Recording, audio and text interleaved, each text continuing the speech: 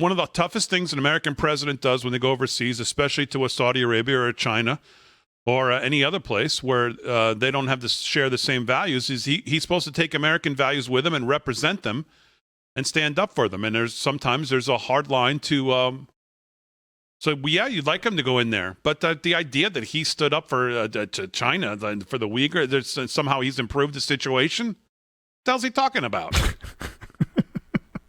And then, of course, they come out and say that conversation never happened, I believe.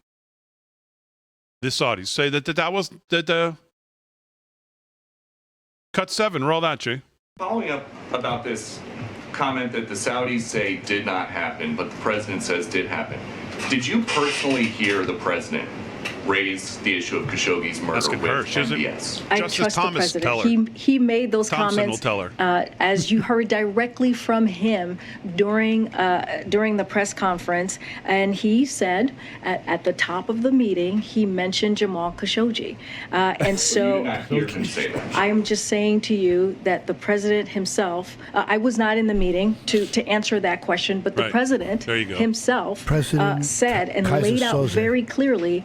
And just to be clear, that press conference happened because he wanted to make sure that you all heard from him directly. That was the president's decision. He wanted to make sure that he read out what occurred in the bilateral meeting with the Saudi Arabia government. But so ultimately, we get back from this trip. There's no new peace talks in the Middle East. There's no new commitment to increase oil production in the Gulf. So what was the point of this trip? Bingo! I just read out earlier, Peter, of all of the things that had occurred, that some of the do-outs or some of the things that we were able to get done during this trip.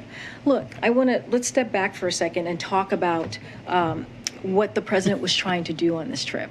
If you look at this region, the Middle East, it's a critical region. Oh, thank you. The president, his intent was to make sure that there was not a vacuum in the region, so that you didn't have China and Russia stepping in, trying to fill that vacuum. And so it's important for the United States to make sure that we're having those conversations, direct leader-to-leader conversations, and that we talk about our national security, we talk about food security, we talk about climate change. All are issues that are important to the American family. And so as it relates to the oil production, I talked about, and Jared talked about what OPEC Plus did early in June.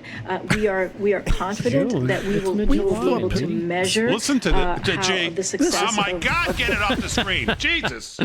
There were so many words randomly just thrown out there again. There was no point. We'll be back with more from the White House briefing room after these words. From a word from our sponsor, Pfizer. And their 67th shot that was just given emergency use authorization. Remember, this shot causes death. I mean, again, these people around them are so incompetent. Who's the other guy? Jared Bernstein. Cut 10. Jay, roll that. Is the administration preparing for a recession? And how do you react to companies like Apple and banks saying today that they intend to slow hiring because the economy is slowing? So let me tell you a little bit about the way the National Bureau of Economic Research Business Cycle Dating Committee, that's the group that decides recessions, makes their call. They weight a couple of variables pretty heavily, and one of them is payroll employment. Now, based on payroll employment, which, by the way, of course, relates to the unemployment rate, 3.6%, an historically very low unemployment rate for the past 4 months. Those kinds of statistics are anything but recessionary. Now, that's very much a look at the job market today. Slightly more forward-looking is if you look at consumers, and by the way, the bank reports, I thought, had this in their earnings reports. They talked about the strength of the American consumer. Okay, just stop. This is just gibberish talking to people who he thinks don't know anything about how the numbers work. We've gone over these numbers till we're blue in the face. That's just nothing but gibberish. That's nothing but gibberish, and even the government's own charts will tell you where the consumer is. Target will tell you where the consumer is. Walmart will tell you where the consumer is. Not this dope. They'll tell you, and they have been telling you, and it's not what he's describing.